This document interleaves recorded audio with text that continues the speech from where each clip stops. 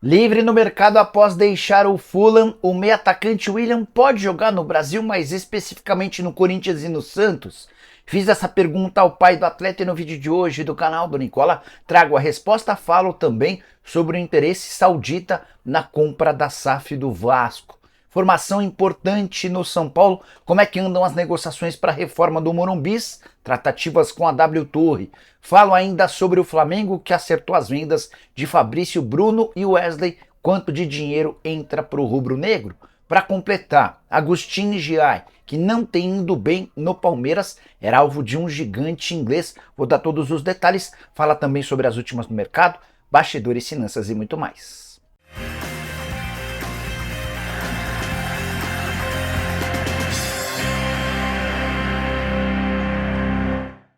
Fala aí pessoal, sou Jorge Nicola, bem-vindos a mais um vídeo do canal, sempre bom ter vocês por aqui. Antes de mais nada, deixa eu só me apresentar, sou jornalista esportivo, com passagens por ESPN, Diário de São Paulo, Rádio Bandeirantes, entre outras, e a missão por aqui é deixar você por dentro de tudo que tá rolando com o seu clube do coração. Para não perder nada, esquece de deixar like, se inscrever no canal e ativar todas as notificações. Bora contar também que todo esse conteúdo é um oferecimento de 1xBet, a mais antiga parceira do canal do Nicola, na tela com jogos dessa sexta e também no sábado. Na sexta, jogos da Série B. Vou de empate para Ponte Preta e Goiás, de empate para Vila Nova e Sport e de vitória do Novo Horizontino contra o América. Todos os jogos de difícil previsão, mas com cotações bem altas. No sábado, Campeonato Brasileiro, eu acho que o Galo vence, mesmo com o time reserva o Cuiabá. Grêmio e Bahia deve dar empate. Red Bull Bragantino e Fortaleza, tô indo de Red Bull, mas é possível até um empate. Para completar, Fluminense e Corinthians, jogo que vale demais na luta contra o rebaixamento. Tô indo de Fluminense, mas não descartaria um empate. Se você manja de futebol e curte dar seus pitacos, vem se divertir comigo no 1xBet. Para participar é simples, link no comentário fixo, ainda tem promoção. Se você clicar no link, se cadastrar e utilizar o promo code Nicola, você tem direito a 100% de bônus no valor do seu depósito. Combinado? Agora sim, bora começar o vídeo com aquele tradicional giro de notícias, e a primeira informação é sobre o Atlético Mineiro. Hulk não sente mais dores na panturrilha e deve reaparecer no time contra o São Lourenço na terça-feira, jogo em Belo Horizonte, partida de volta das oitavas de final da Libertadores, na ida na Argentina, empate 1-1. Já Éder Militão fica no Real Madrid, apesar do assédio de times da Arábia Saudita com caminhão de dinheiro. A ideia do Real Madrid é contar com o zagueiro brasileiro na avaliação dos dirigentes do clube merengue, um dos principais do mundo. Já Pedro Rocha foi emprestado ao Criciúma, atleta que tinha contrato com o Fortaleza até dezembro. O empréstimo com o Criciúma termina em dezembro e aí ele fica livre para decidir seu futuro. Na passagem de 2 temporadas pelo Lyon, 45 jogos, 4 gols e 10 assistências. Por falar no Criciúma, o Tigre também anunciou o lateral direito Dudu, o meia Serginho, que estava no Vasco, além do centroavante Eric Popó, que surgiu no Oeste. Bora completar esse giro de notícias contando que Evanilson, ex-jogador do Fluminense, foi anunciado como novo reforço do Bournemouth da Inglaterra. Vai vestir a camisa 9 na disputa da Premier League. Ele chega para o lugar do Solanke, operação de 37 milhões de euros fixos. E a saideira do giro de notícias, o Porto pretende ocupar a vaga do Evanilson com o Vitor Roque, jogador que está à disposição do mercado. O Barcelona já anunciou que pretende emprestá-lo, mas o Sporting, rival do Porto, é hoje aquele com negociações mais avançadas com o Barça. Bora falar agora sobre Agustin Giai, lateral direito, contratado pelo Palmeiras nessa janela de transferências junto ao São Lourenço. O início não é dos melhores. 5 partidas como titular, as 2 últimas contra Botafogo e Flamengo, mas o Giai não tem deixado uma boa impressão no torcedor alviverde. Só 20 anos de idade, operação de 7 milhões e meio de dólares por 75% dos direitos econômicos. Queria contar um bastidor que eu nem ouvi do Palmeiras, e sim de uma pessoa super importante no mercado. O Giai, que fechou com o Verdão, era o plano B do Chelsea para a contratação de um lateral direito. O Chelsea havia estabelecido como meta encontrar alguém na América do Sul para esse setor. A primeira opção era Pedro Lima, lateral direito de só 17 anos de idade, revelado no Sport, com passagem pelas categorias de base da seleção brasileira. Se as tratativas com o Sport não avançassem, o Giai seria o segundo nome. mas o Chelsea acabou fechando um acordo com o Sport, operação de 7 milhões de euros fixos, mais 3 milhões de euros em bônus. O Chelsea desistiu do Giai, deixando o caminho livre para que o Palmeiras o contratasse. Só para completar ainda sobre o Verdão, o Palmeiras não fala sobre contratações, pelo menos nesse momento. Vale a lembrança de que a janela de inscrições se encerra em 2 de setembro. Nesse momento o Palmeiras tem só 2 competições para disputar daqui até o fim da temporada: o Campeonato Brasileiro e a Libertadores da América, com a lembrança de que a Libertadores pode acabar pro Verdão na próxima quarta-feira se o Palmeiras não conseguir a vitória contra o Botafogo. Vitória por 1 gol leva a decisão para pênaltis, vitória por 2 ou mais gols coloca o Palmeiras nas quartas de final da Liberta. Hora de falar sobre o Flamengo, que fechou nas últimas horas 2 vendas super importantes. A primeira delas, já há um acordo verbal encaminhado entre Flamengo e Rennes para a saída de Fabrício Bruno. Operação de 12 milhões e meio de euros fixos, mais 1 milhão e meio de euros em metas. O Rennes está vendendo o belga TAT, que vai jogar no Frankfurt, operação de 16 milhões de euros, mais 3 milhões de euros fixos. E é com essa grana que o Rennes está contratando o zagueiro brasileiro de 28 anos de idade, golaço do Flamengo, que havia investido bem menos quando o tirou do Red Bull Bragantino. O contrato do Fabrício Bruno vai ser de 4 anos e ele será entregue ao clube francês depois da partida de volta contra o Bolívar na próxima semana, jogo marcado para La Paz. Já em relação ao Wesley, troca de minutas do contrato já estão sendo feitas com a Atalanta. O clube italiano vai desembolsar 16 milhões de euros fixos, mais 4 milhões de euros em bônus, bônus bastante acessíveis. O primeiro deles com 20 partidas, o segundo com classificação da Atalanta para a Liga Europa, enfim, são bônus bem plausíveis. E a tendência é que o Flamengo fique com esses 20 milhões de euros, atleta que assinará um contrato de 5 temporadas com o time italiano. Só para completar sobre o Fla, notícias não tão boas.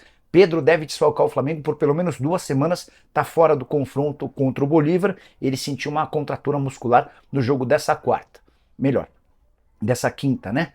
O mesmo vale para Gabigol, mesma lesão na perna esquerda, só que o período de recuperação do Gabigol vai ser maior. Ele deve parar por pelo menos 1 mês.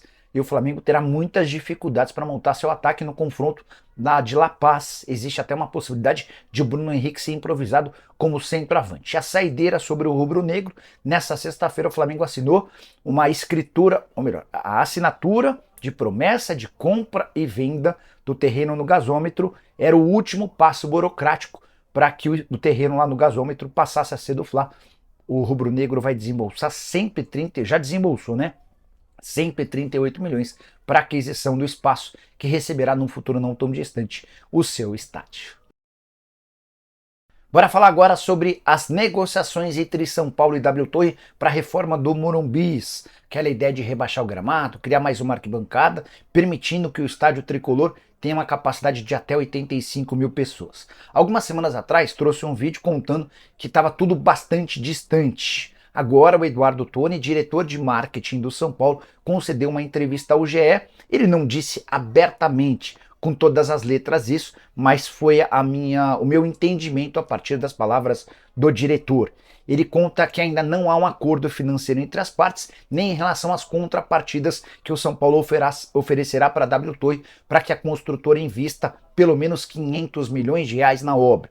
Nem o valor está fixado, até porque uma série de coisas não foram definidas. O que o São Paulo espera para esse projeto? Por exemplo, a cobertura dificilmente sairá do papel, até porque o São Paulo não quer a utilização de gramado sintético. Outra coisa importante: São Paulo também não aceita ceder seu estádio por 20, 30, 40 anos para a W Torre, mais ou menos como o Palmeiras fez em relação ao Allianz Parque. E essa decisão do tricolor torna as tratativas com a W Torre ainda mais complicadas, porque a construtora precisa ter importantes contrapartidas para que invista nesse projeto.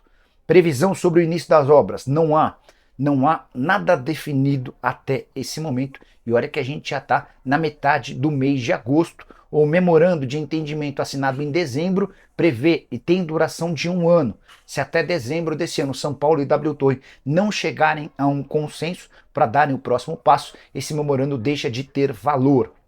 Só para completar, tudo bastante distante. E o São Paulo tem a ideia de conseguir o seu estádio modernizado em 2030, ano de comemoração de aniversário do clube. O São Paulo completaria 100 anos de existência. Só para completar sobre o São Paulo, o Göztepe da Turquia anunciou a contratação do Juan, jogador que pertencia ao São Paulo. Ele foi, para ser preciso, comprado pelo Southampton, que o emprestou para o time turco por 2 temporadas, operação que rendeu ao tricolor 900 mil euros. E a saideira do tricolor, o São Paulo nega interesse em Angileri, lateral esquerdo, ex-River Plate, que pertence ao Getafe da Espanha. Hora de te atualizar sobre o Vasco e as tratativas para a venda da SAF do clube a um fundo árabe. O fundo interessado é do príncipe da Arábia Saudita, Mohammed bin Salman, o mesmo que adquiriu recentemente o Newcastle e mudou o tamanho do time inglês, e tem uma série de outros investimentos por todas as áreas que você possa imaginar. Por exemplo, a Nintendo foi adquirida em um percentual pelo Mohammed bin Salman. Esse príncipe herdeiro da Arábia Saudita também está criando uma cidade no meio do deserto, o Neom, a cidade de Neom, que promete ser a mais eletrônica do mundo. E é nessa cidade que está nascendo um time chamado Neom SC, o time que subiu da 3ª para a 2ª divisão e que promete estar na 1ª divisão na próxima temporada. Pois bem, o Fundo Soberano da Arábia Saudita tem negociações para a compra da SAF do Vasco. É hoje aquele com maior apetite, maior capacidade financeira para fazer a aquisição. O modelo que o Vasco prefere para levar essa história adiante é de que o novo parceiro da SAF assuma as responsabilidades da 777. Ele compra o percentual de 31% da 777. Esse custo da 777 para ter esse percentual foi de 310 milhões de reais e logo em sequência o Fundo Soberano da Arábia Saudita precisaria desembolsar 270 milhões de reais para seguir o cronograma de investimentos que havia sido fixado entre o Vasco e a 777. São 270 milhões nesse mês de setembro e mais 120 milhões de reais em setembro do ano que vem. O Vasco gostaria que o Fundo Soberano colocasse o dinheiro, mas que a gestão do futebol continuasse sob supervisão de Pedrinho e companhia. Acho bem pouco possível e plausível que isso aconteça.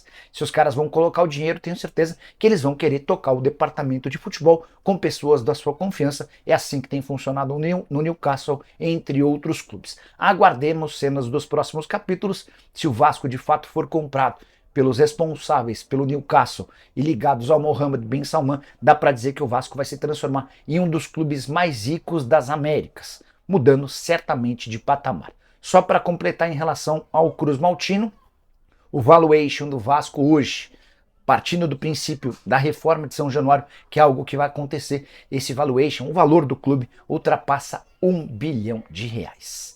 Quero fechar o vídeo para te contar sobre o futuro de William, meio atacante de 36 anos de idade, que anunciou nas últimas horas sua saída do Fulham. Esse anúncio aconteceu por meio das redes sociais. Antes de gravar esse vídeo, conversei com o seu Severino, que é pai e empresário do William, para entender uma série de coisas. Ele pode jogar no Corinthians? Recebeu proposta do Santos? Por que ele deixou o Fulham? E quais são os próximos passos do jogador? Para começar, o seu Severino afirmou que a decisão de deixar o Fulham partiu do próprio atleta. Ele entende que não dá para continuar num clube que se satisfaz apenas em fugir do rebaixamento. Depois, perguntei sobre onde é que o William vai jogar. E a resposta foi: a tendência é que o William vá para os Estados Unidos, para o Catar ou para a Arábia Saudita, são as principais possibilidades no momento. Perguntei sobre jogar no futebol brasileiro e a resposta, abre aspas, no Brasil, sem chance. O Corinthians seria o único time possível, mas não rola. Precisaria fazer uma enquete com a torcida, até porque são eles que mandam lá, fecha aspas, declaração forte do pai do William, demonstrando chateação com a forma como o Corinthians é tocado, muita interferência e palavra importante dos torcedores nas decisões de Augusto Melo e companhia.